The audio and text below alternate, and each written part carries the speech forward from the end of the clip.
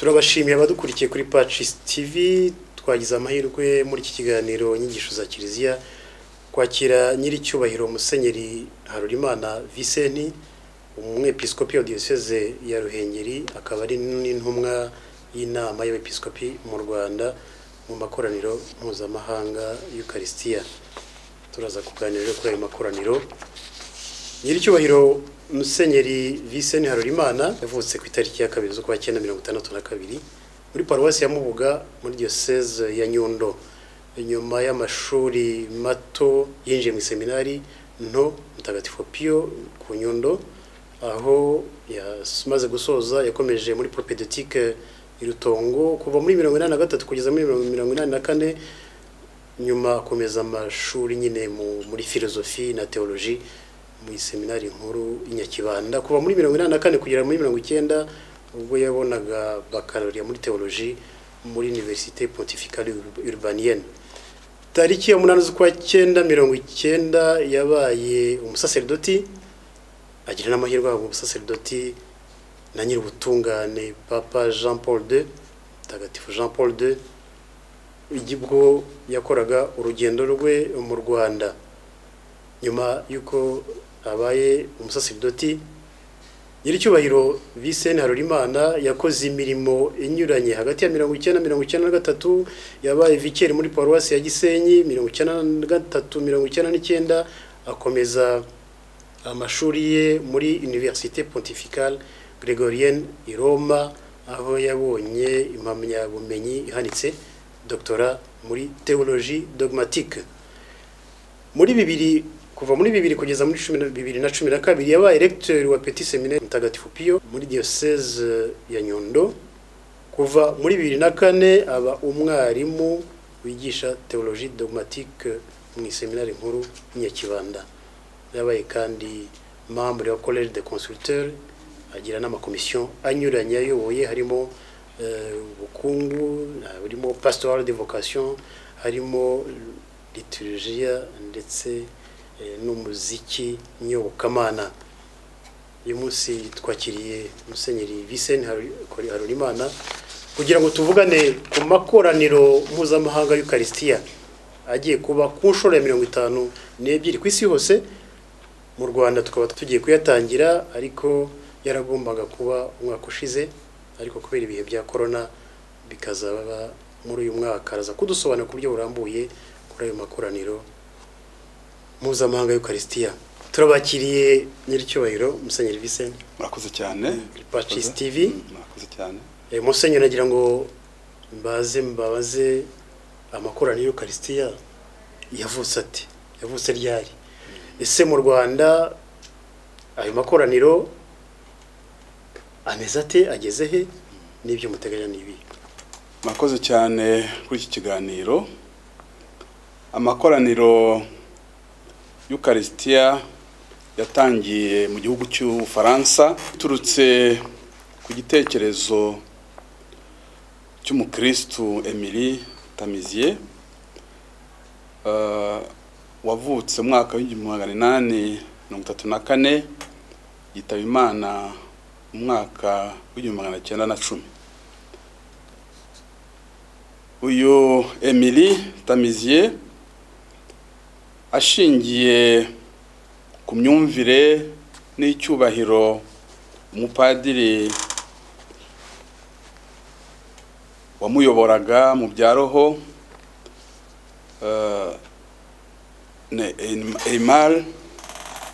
Uyu mupadiri wabayeho kuva mwaka wa 1811 kugera mu mwaka wa 1868, yitwaga intumwa y'Eucharistia. No kuvuga ngo uburyo yavugaga Eucharistia, uburyo yayisobanuraga byageraga ku mutima. Yaranyuzwe rero, Emilie yanyuzwe n'izi nyigisho z'uyu musaserdoti, bituma rero atangira kureba icyakorwa kugira ngo isakaramentu y'Eucharistia ryubahwe. Hamwe rero n'abarayiki bakeya mu ntangiriro birumvikana, abapadiri n'abepiskopi, ariko cyane cyane bashyigikiwe na Papa Leo wa 13 habaye kongere ya mbere, habaye ikoraniro ry'Ukarisitiya rya mbere ryabereye mu mujyi wa Lille, mu gihugu cy'Ubufaransa. Iryo koraniro ritangira ku itariki 28 rirangira ku ya 30 z'ukwezi kwa gatandatu mwaka wa 1881. Ikaba iryo koraniro ryari rifite ingingo remezo kugaruka kuri Ukarisitiya ikizisi. Mu kubivuga rero, mu gufata ingingo remezo insanganyamatsiko, barebaga uko igihugu cyari cyifashe, ibibazo byariho kuri icyo gihe, bijyanye n'imyemerere, abantu ubona rwose baracogoye mu kwemera. Hari ibibazo biriho biturutse ku myumvire y'abantu, abafilozofe bamwe na bamwe, noneho n'uburyo bafata Kiliziya n'ibintu by'Imana. Noneho basanga bagaruka kuri iyo ngingo yo kuvuga Yezu Kristo uri mu isakamento y'Ukarisitiya niwe ushobora gukiza isi. Urebye ishingiro ry'iyo myumvire, umuntu arisanga ku mwanya w'Ukarisitiya mu buzima bw'umukristo, cyane cyane iyo urebye mu buzima bwa Yezu nk'uko tubisanga mu Ivanjiri ya Matayo umutwe wa 26 kuva ku 26 kugeza kwa 29. Ndifuza kugaruka kuri aya magambo kuko ibikorwa byose icyubahiro umuntu agirira Ukarisitiya, Yezu uri mu isakamento y'Ukarisitiya, bishingiye kuri aya magambo. Nuko bafungura, Yezu afata umugati, amaze gushimira Imana arawumanyura, awuhereza abigishwa be, ati nimwakire murye, iki ni umubiri wanjye, iki ni umubiri wanjye. Arongera afata n'inkongoro, arashimira,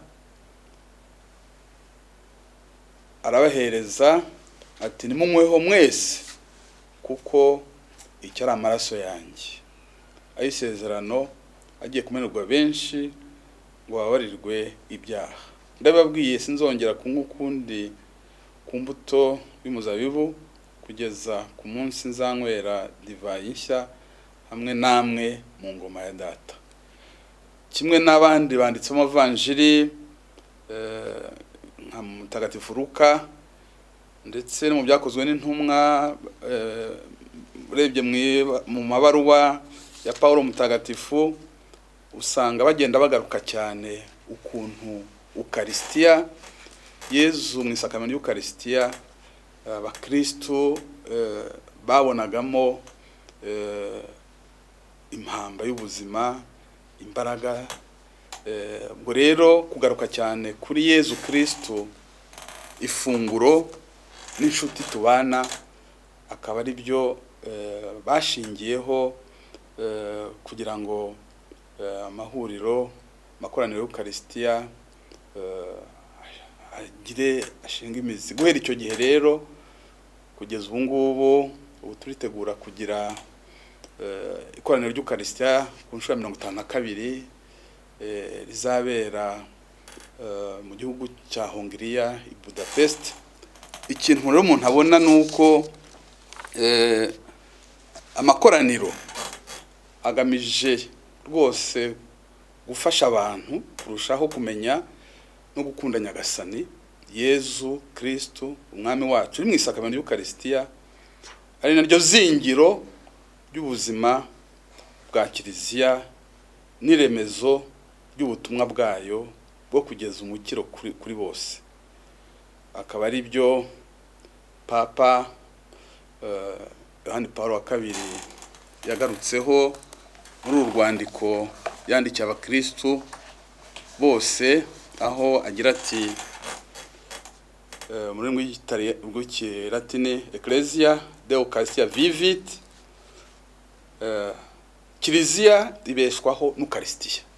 ubwo rero iyo umuntu azirikanye ko kizibeshwaho n'Ukarisitiya ni ikintu gikomeye cyane nk'uko papa abivuga, Papa Yohani Pawulo wa kabiri mutagatifu. Ubwo rero ni uguhera kuri ibyo umwanya w'Ukarisitiya mu buzima no mu butumwa bwa Kiliziya, amakoraniro nicyo agenda agarukaho. Amakoraniro rero akaba ari icyo agarukaho cyane mu bijyanye nuko ahimbazwa uko imyaka yagiye isimburana.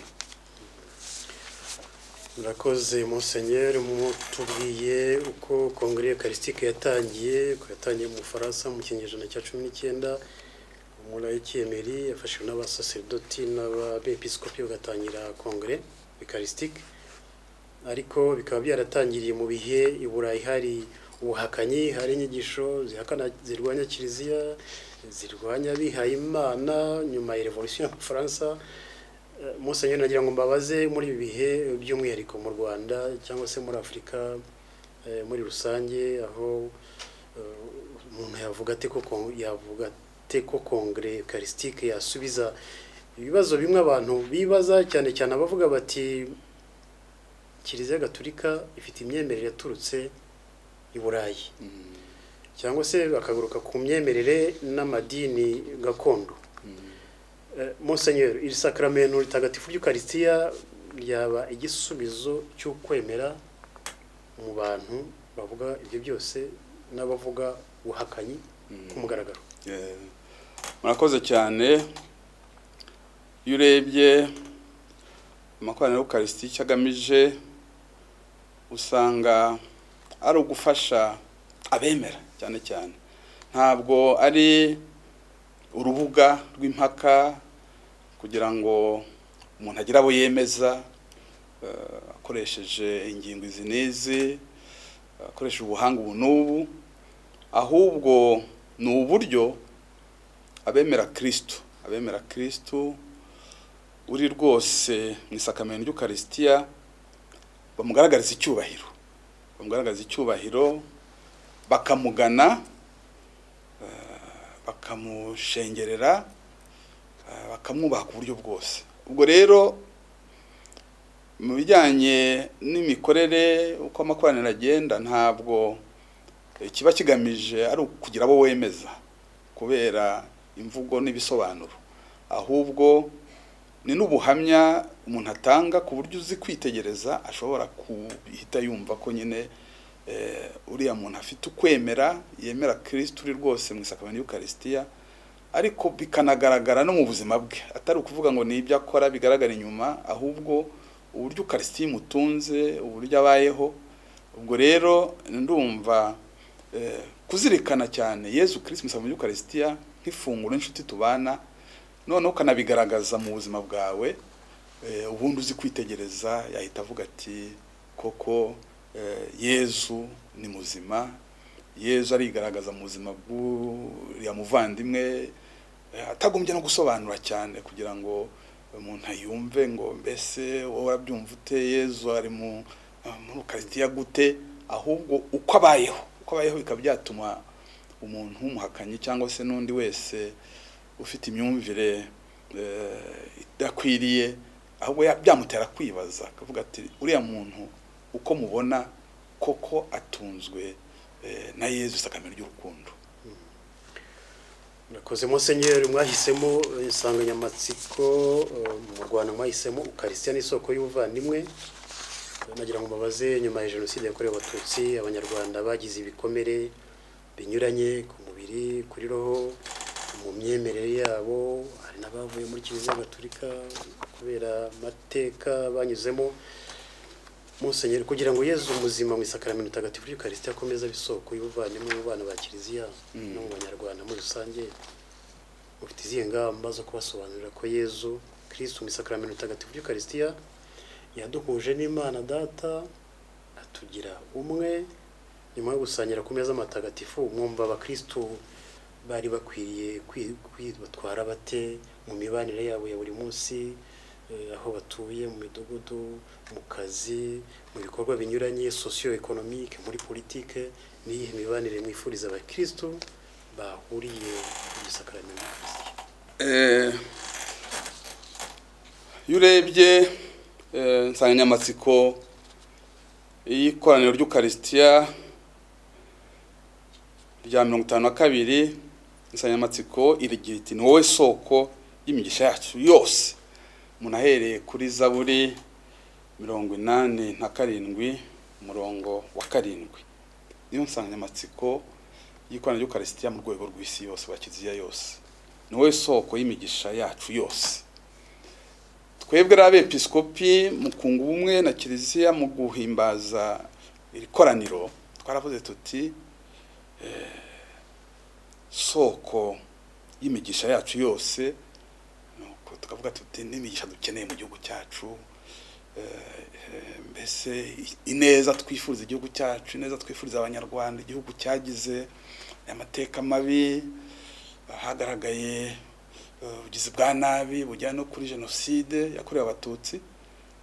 Turavuga tuti isoko y'imigisha yacu yose ku Rwanda, umugisha waba ari uko abantu bagarukiye Imana bakagana Yezu mu isakamento ry'Ukarisitiya, isakamento ry'urukundo.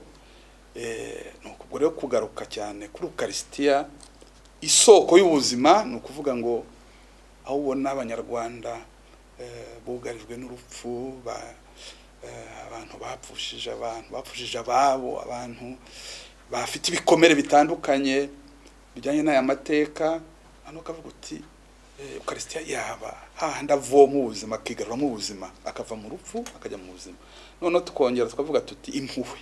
Aha ni ukuvuga twavuga tuti urukundo n'ineza bijyanye no kubabarira, kugirira mugenzi wawe impuhwe, bijyanye no urwo rukundo rurenga ibikomere. Noneho ubwo rero tukavuga tuti kumva izo mpuhwe z'Imana zigaragaza mu Ukarisitiya, impuhwe z'Imana, urukundo rw'Imana rwigaragaje Imana yatwihaye, isakamento ry'urukundo, bigatuma nawe watekereza icyo uhamagariye nk'umukristo. Noneho ubwiyunge ni ukuvuga amateka, abantu bagize byinshi batandukanya, abantu bafite ibikomere, bafite uburyo babona ibibazo biriho, rero kugira ngo twongere ku bumwe bw'abana b'Imana, Ukarisitiya yaba isoko tuvomamo ubwo bumwe, tukajya no kubwo buvandimwe. Ubwo rero umuntu anashingira ku rwandiko Papa Benedicto wa 16, rwandiko rusoza sinode kuri Afurika yitwa Africae Munus, ubwitange bwa Afurika, avuga ku urukundo mukuri ari isoko y'amahoro.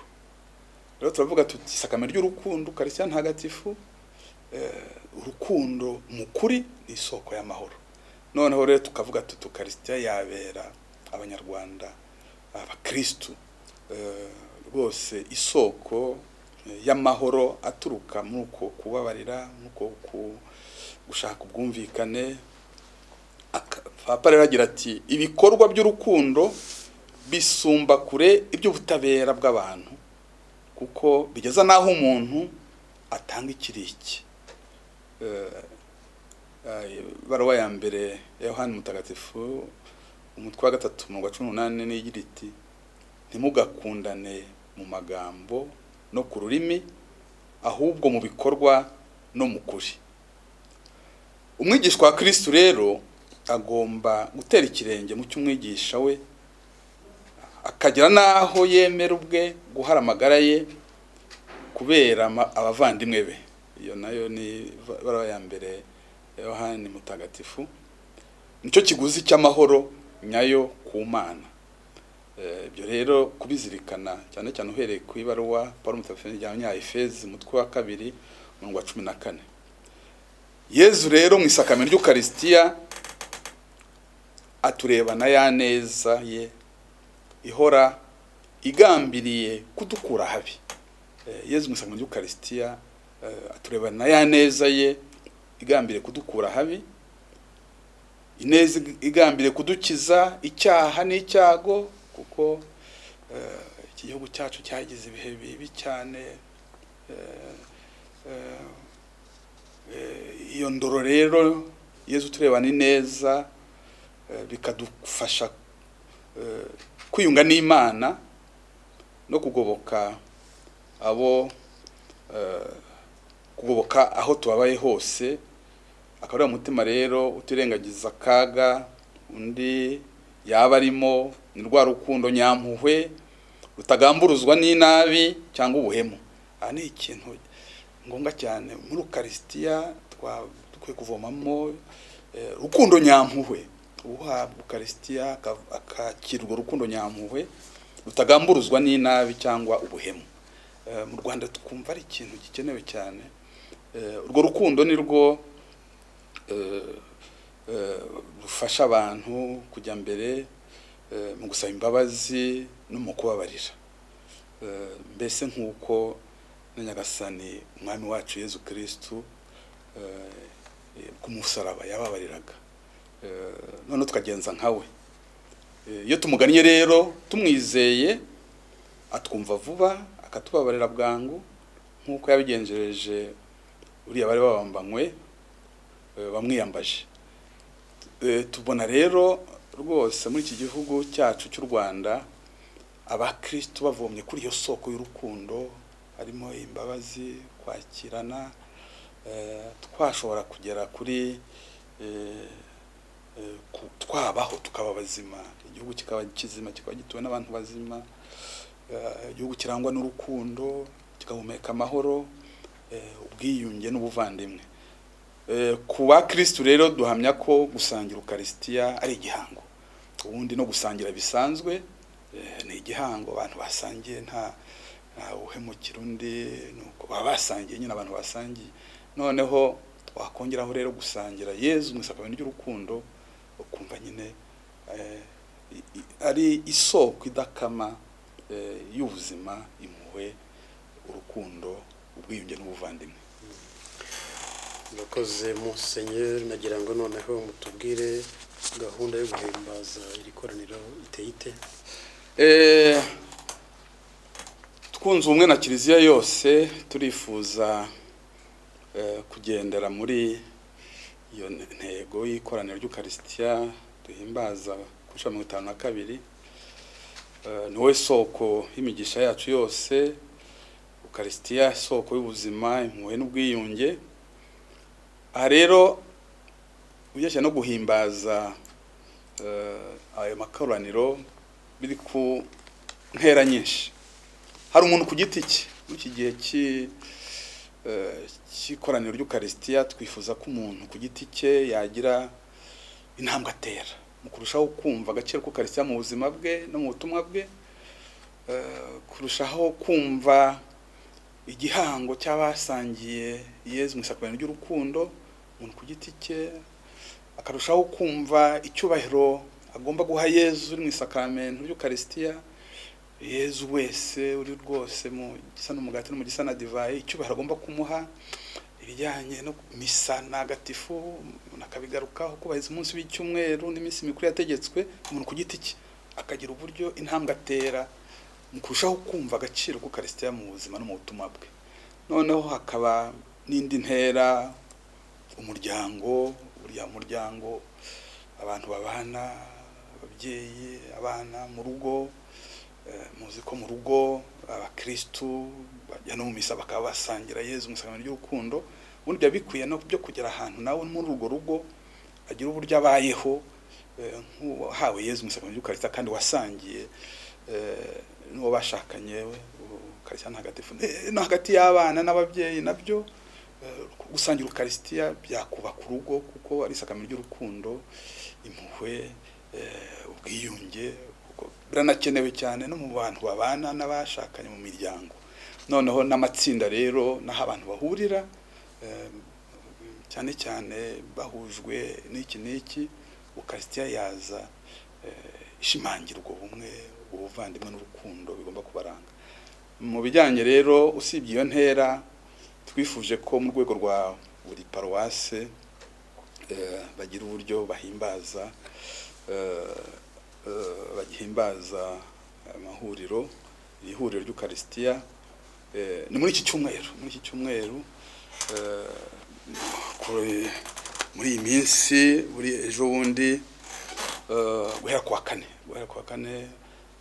kwa gatanu kwa gatandatu no ku cyumweru tuzaba turi mu rwego rwa paruwase aho abapadiri bareba igikwiriye ibyo bagarukaho kuri Ukaristiya baganira n'abakristu, kubashishikariza gushengerera isakaramentu ry'Ukaristiya, guhabwa inyigisho, kwibutswa cyane cyane muri iki gihe nyuma muri ibi bihe turimo bya covid aho abantu batashoboye no kujya bahura ngo basenge, kongera kugaruka ku gaciro ko kuba munsi w'icyumweru guhabwa neza Ukaristiya. Ibyo rero mu rwego rwa paruwase guhera ku itariki 27 kugeza ku ya 30 bakurikije uko ibintu bihagaze muri paruwase, za gahunda ingamba ziro zo kwirinda, ariko hakaba buryo abantu batambutse ubwo butumwa bwiza bwerekana agaciro ku Ukaristiya. Ubwo ni intera ya mbere urebye muri paruwase, mu rwego rwa paruwase mu Rwanda hose bitewe n'uko umwepiskopi abigena n'abapadiri bakaba tuzabitunganya buri wese mu rwego mu rugero rwe.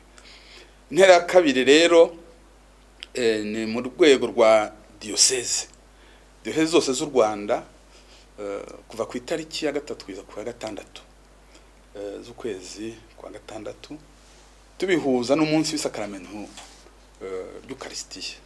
Iyo minsi rero ibanziriza ku wa 4, ku wa 5, ku wa 6 muri buri diyoseze hazaba igikorwa cyo kugira ngo abantu bongere bibutswe agaciro ku Ukaristiya mu buzima bwabo no mu butumwa bwabo, noneho no kugaruka kuri insanganyamatsiko y'igihugu cyacu, mu gihugu cyacu soko y'ubuzima, impuhwe n'ubwiyunge, ubuvandimwe, tukabigarukaho n'izindi nyigisho zafasha amatsinda ya naya. Ubwo rero umusozo rero akazaba ari ukuzahimbaza umunsi mukuru w'isakaramentu ritagatifu, ku munsi nyirizina, ku munsi w'isakaramentu ritagatifu isi yose ihimbaza isakaramentu ritagatifu ry'Ukaristiya, Yezu uri rwose mu gisa n'umugati no mu gisa na divayi. Aha rero bitewe n'uko ingamba zizaba zifashe zo kwirinda, ubwo ubundi hari gushengerera birumvikana, misa ntagatifu icyo cya mbere, noneho gushengerera inyigisho aho bizashoboka, hakaba n'umutambagiro utambagiza Yezu aho bizashoboka ku buryo bushoboka, noneho bikaza muri diyoseze zose bigasozwa n'umunsi w'isakaramentu ritagatifu. Noneho hakaba mu rwego rw'igihugu rero n'indi ntera mu rwego rw'igihugu, n'ubwa mbere bizaba bibaye mu gihugu cyacu aho tuzagira ikoraniro ry'Ukaristiya mu gihugu ry'igihugu, bikazabira rero muri Kigali, diyoseze ya Kigali, naho rero ni kuva kuri 15 kugeza kuri 18 z'ukwa karindwi, naho ni iminsi nyine itatu ibanziriza no guhimbaza nyirizina. Ubwo rero Archdiocese ya Kigali, ny'icyubahiro Antoni Kardinali Kambanda yaduhitiyemo uburyo twashobora guhimbaza iri koraniro rya mbere ry'Ukaristiya mu Rwanda kuri tariki ya 15 tuzaturi hano kuri paruwase Regina Pacis, niho tuzatangira igikorwa nyirizina cyo guhimbaza ikoraniro ry'Ukaristiya. Hateganyijwe rero misa, gushengerera, inyigisho, uwo munsi hano kuri Regina Pacis niho igikorwa kizatangirira. Noneho umunsi ukurikiyeho ku itariki ya 16 tuzatura muri paruwase ya Mutagatifu Karoli Rwanga hari Nyamirambo, naho rero hakaba ari ibyo umunsi kuzaba uteye. Komite yo mu rwego rwa Archdiocese ya Kigali babirimo, ariko nabwo hazaba misa, abakristo bagira igihe cyo gushengerera, abakristo bagira igihe cyo kwigishwa, ariko bizaba mu rwego rw'igihugu. Ibiganiro bizatangwa n'abepiskopi n'abandi twiyambaje kugira ngo batange ibyo biganiro bijyanye n'iyi nsanganyamatsiko ukarishya isoko y'ubuzima, impuhwe n'ubwiyunge. Misa zose kandi zahisomwa n'abepiskopi ku mugoroba. Misa zayitangira saa 11 n'abepiskopi muri paroisse muri diocese zose tuzajya duhurira kuri icyo gikorwa, tugahana ibihe mu gusoma misa. Misa yo ku munsi wa mbere zasomwa na nyiricyubahiro Musenyeri Filipo Rukamba, perezida w'inama y'abepiskopi mu Rwanda. Umunsi wa kabiri w'Inyamirambo naho hazaba nyine ibiganiro no gushengerera. Misa zasomwe na Musenyeri Edouard Sinayobye, umwepiskopi mushya wa Cyangugu. Ku wa gatandatu rero hazaba igikorwa gikomeye kizahuza amaparuwasi abiri, paruwasi Cathedrale Saint Michel na paruwasi Sainte Famille. Aho hose misa, gushengerera, ibiganiro. Umwihariko w'uwo munsi nuko dukurikije uko ibintu bizaba biteye haba n'umutambagiro. Umutambagiro dukurikije uko ibintu bizaba biteye, amabwiriza azaba ariho yo kwirinda bizashoka. Turifuza ko haba umutambagiro w'isakamento ry'Ukaristiya kuva kuri Sainte Famille kugera kuri Saint Michel. Naho hakabera misa izasomwa na nyiricyubahiro Musenyeri Sylvain Nzakamwita. Ikiganiro cyatanzwe na Musenyeri Smaragde Mbonyintege nabyo kugaruka kuri iyi nsanganyamatsiko. Noneho rero mu gusoza rero tugaruka hano kuri Paroisse Regina Pacis. Mu gusoza ho ni misa ya saa 5 iteganyijwe, izayorwa na nyiricyubahiro Antoni Kardinali Kambanda, Arkiyepiskopi wa Kigali n'umuyobozi wa Diocese ya Kibungo. N'uzayobora icyo gitambo gisoza ikoraniro ry'igihugu, ikoraniro ry'Ukaristiya mu rwego rw'igihugu rya mbere rizayiriwe mu Rwanda. Noneho mbere y'umugisha usoza hakazaba amagambo, ubutumwa butandukanye buzatangwa n'abayobozi batandukanye, abepiskopi, umwa papa mu Rwanda. Ubwo tukaba mu rwego rw'igihugu akaba ari ibyo. Noneho urwego rukuru rero guhera ku itariki ya 5 kugeza ku ya 12 z'ukwa 9 muri Hongiriya, i Budapest. Byagomba ku mwaka ushize nk'uko mubizi. Ubu rero kubera covid papa yabyimuriye uyu mwaka, yanasezeranye ko mu gusoza azaba hari kuri 12 misa yo gusoza n'izabarwa na papa. Niko biteganyijwe. Ubwo rero iyo koraniro kuzaba riteye Budapest ni ibintu hamaze imyaka 4 bategura irenga. Ni ukuvuga ngo naho hazabanzirizwa nabyo n'icyumweru cy'ibiganiro, aho abahanga muri za teologiya bahura bakavugana ibijyanye n'Ukaristiya kandi isi yose kabikurikira. Ubwo rero isi yose zabihanze amaso Budapest muri Hongrie mu kwifatanya na papa mu icyo gikorwa. Ndumva rero gahunda ari kwiteye. Ubwo ndumva ari icyo navuga. Murakoze Musenyeri, gahunda ni ndende, ni nziza. Abakristo barahishiwe cyane cyane ko bazahungukira ubumenyi kuri Ukaristiya. Twari kumwe na nyiricyubahiro Musenyeri Vincent, umwepiskopi wa Diocese ya Ruhengeri. Ariko Musenyeri, mbere yo gusoza iki kiganiro nagira ngo nabaze niba hari ubutumwa bw'umwihariko mwamufitiye abakristo. Murakoze cyane. Ubutumwa nubwo kurarikira abakristo bose b'u Rwanda, abakristo kunga ubumwe na Kiliziya y'isi yose mu guhimbaza ikoraniro mpuzamahanga ry'Ukaristiya tuziziza ku nshuro 52 no kubararika. Atari wa munsi wo gusoza, ahubwo ubu ngubu tubirimo muri za paruwase, gahunda ziriho bakristo muzitabire.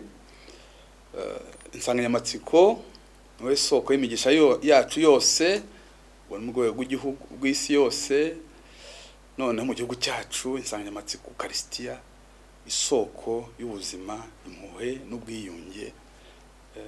Umukristo azirikana icyo gihango cyo gusangira Yezu isakamento ry'urukundo, uri mu isakamento uri rwose mu gisana umugati no mu gisana divayi, Yezu isakamento ry'urukundo. Ubwo rero tukabonamo isoko y'imigisha ku Rwanda, n'isoko y'amahoro. Ubwo rero nkaba nifuza ko buri wese muri uku guhimbaza ikoraniro ry'Eucharistia azaronka ingabire nyinshi n'imigisha myinshi, kandi ntabwo ari byo kuvuga ngo nukurangiriza, kuvuga ngo birashojwe, ahubwo ni ubuzima bukomeza, ubuzima bukomeza, aho Yezu Kristo watwaye ifunguro akaba n'inshuti tubana, koko aduherekeza mu buzima bwacu bwose. Ubwo rero ni ubuzima bwose, n'icyo wungutse ubu ngubu kuri Eucharistia no kumenya Yezu Kristo, koko kumurushaho kumumenya uri mu Eucharistia ntagatifu, bikagufasha mu buzima bwawe bwa gikristo. Noneho ubwo rero nkaba mbararikira mwese kuzitabira icyo gikorwa. Hari n'isengesho riri mu ndimi eshatu dufite ry'ikoraniro ry'Eucharistia hano mu Rwanda. Ni isengesho abakristo bamaze kumenyera kuvuga mu gihe abasaseredoti bahitamo mu misa mbere y'umugisha usoza cyangwa n'ikindi gihe. Noneho hakaba rero riri mu ndimi enye, mu Kinyarwanda, Icyongereza, Igifaransa n'Igiswahili. Rero rwose nkaba nshishikariza abakristo kuvuga isengesho twunze ubumwe na Kiliziya, twunze ubumwe na Kiliziya Gatolika mu Rwanda.